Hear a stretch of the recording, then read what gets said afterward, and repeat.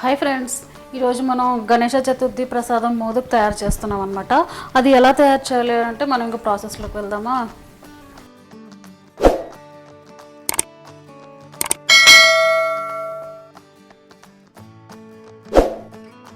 అదేంటంటే ఒక కడాయి తీసేసుకొని స్టవ్ ఆన్ చేసేసుకోవాలి. దానిలో కొంచెం దీనికి ఏంటి అంటే నెయ్యి ఎక్కువ పడుతుంది. నెయ్యి వేసుకోవాలి. ఈ నెయ్యి బాగా మెల్ట్ అవ్వాలన్నమాట. ఇది బాగా మెల్ట్ అయిపోయిన తర్వాత దీంట్లో మనం వీట్ ఫ్లోర్ వేసుకోవాలి. మొత్తం నెయ్యి అంతా మెల్ట్ అయిపోయింది కదా. చూడండి ఫ్రెండ్స్, నేను ఒక హాఫ్ కప్కి వీట్ ఫ్లోర్ తీసుకున్నాను. ఇది ఏంటి అంటే మనకు కొంచెం పచ్చివాసన పోయి కలర్ షేడ్ అయ్యే వరకు ఉంచుకోవాలి. సిమ్లో పెట్టేసుకొని దీన్ని ఇలా తిప్పేసుకుంటూ ఉందాం అనమాట.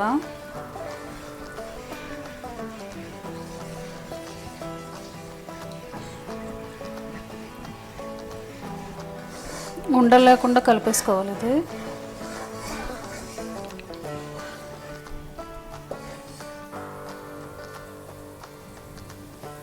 చూడండి ఫ్రెండ్స్, ఇది కలరు చేంజ్ అయిపోయింది కదా. ఇప్పుడు దీంట్లో మనం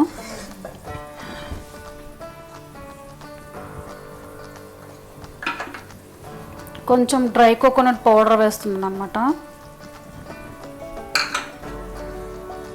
తర్వాత పోహా పౌడర్, అటుకుల పౌడర్ అది వేసేసి మిక్స్ చేసేసుకుందాము.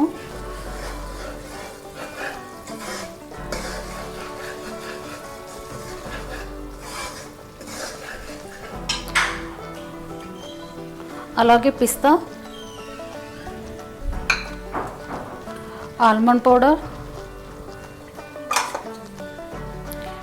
క్యాష్యూ నట్ పౌడర్ వేసేసి బాగా మిక్స్ చేసేసుకోవాలన్నమాట. ఇదంతా ఏంటి అంటే బాగా దగ్గర అయ్యే వరకు ఉంచుకోవాలి. ఇది దీంట్లో పాలు కానీ వాటర్ కానీ ఏమీ యాడ్ చేయకూడదు, ఎందుకంటే మనకి నెయ్యి ఎక్కువ పట్టింది కదా. చూసారు కదా ఫ్రెండ్స్, ఇది బాగా దగ్గరకు వచ్చేసింది అనమాట. ఒక్క ఫ్యూ మినిట్స్ ఉంచేసుకొని దీన్ని స్టవ్ ఆఫ్ చేసేసుకొని ఇప్పుడు దీంట్లో జాగ్రీ యాడ్ చేసుకుందాము. వీట్ ఫ్లోర్కి ఎప్పుడు కూడా జాగ్రీ వేస్తేనే బాగుంటుంది కదా. అందులో దేవుడి ప్రసాదము అంటే బెల్లంతో చేస్తేనే అది శ్రేష్టం అనమాట.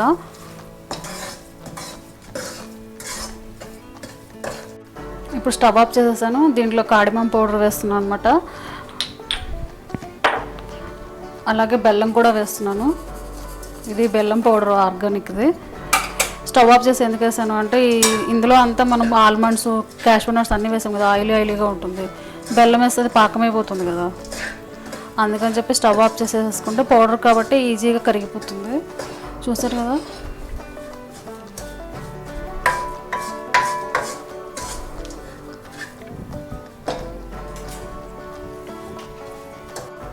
చూసారు కదా ఫ్రెండ్స్, దీన్ని తీసి నేను ఒక బౌల్లో వేసాను అనమాట. ఇది బాగా వేడిగా ఉంది.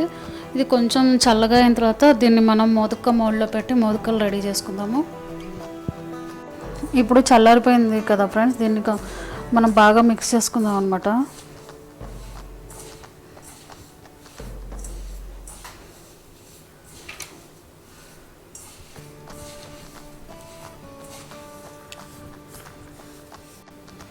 ఇది మోదక మౌల్డ్ అనమాట. ఇది లేకపోతే మనం హ్యాండ్తో కూడా చేసేసుకోవచ్చు, కానీ మౌల్డ్ ఉంది కదా అని నేను మౌల్డ్తో చూపిస్తున్నాను, నీట్గా వస్తుందని. దీనికి కొంచెం గీ అప్లై చేస్తాను, కొంచెం ఉంటే కొంచెం అంతే.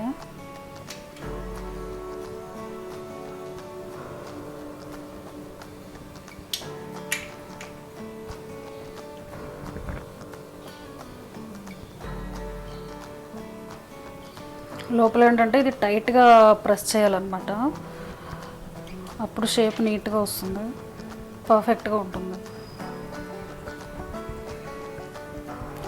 డిఫరెంట్ టైప్స్ ఆఫ్ మోదకాస్ ఉన్నాయన్నమాట. నేను లాస్ట్ ఇయర్ అప్లోడ్ చేశాను, మీకు కావాలంటే డిస్క్రిప్షన్లో అదే లింక్ కూడా పెడతాను. గణేష చతుర్థి ప్రసాదాస్ ఉన్నాయన్నమాట.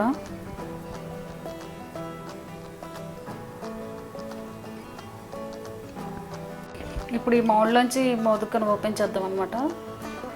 జాగ్రత్తగా తీసుకుందాము. చూసారు కదా ఎంత బాగా వచ్చిందో.